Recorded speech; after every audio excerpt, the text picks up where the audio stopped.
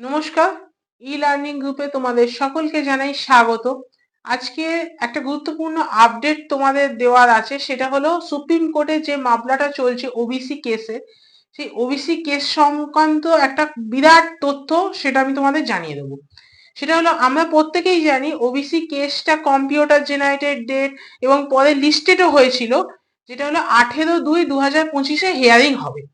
But আজকে পিটিশনারদের তরফ থেকে যখন এই কেসটাকে মেনশন করাতে গেছে সুপ্রিম কোর্টে, তখন এইটা মেনশন হয়নি। আমি জানি না কি ব্যাপার বা কি বৃত্তান্ত, মেনশনটা হয়নি এবং আবার দেখাচ্ছে কম্পিউটার জেনারেটেড যে ডেট দেখাচ্ছে 18/3/2025।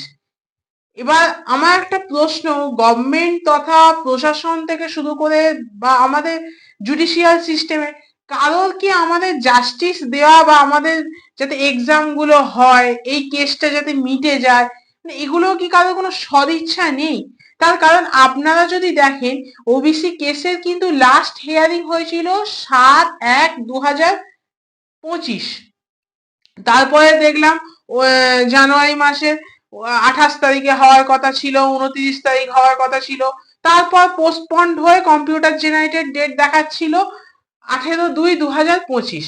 আবার এখন যখন লিস্টেড হওয়ার পরে পিটিশনাররা যখন এই কেসটাকে মেনশন করাতে যাচ্ছে, সঙ্গে সঙ্গে ডেট অ্যাপ্রুভ হলেও না এবং কম্পিউটার জেনারেটেড ডেট দিয়ে দিল 18/3/2025।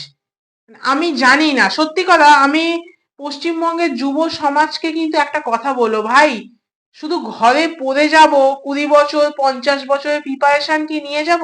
আমাদের কি চাকরিটা পাওয়ার কোনো অধিকার নেই না চেষ্টা নেই? শুধু এইটুখানি বলতে পারি, ঘরে পড়বো আর বাইরে লড়বো না, জীবনে তোমায় চাকরি কেউ দেবে না। যদি চাকরি পেতে হয় ঘরে যেমন পড়তেও হবে, রাস্তায় লড়তেও হবে।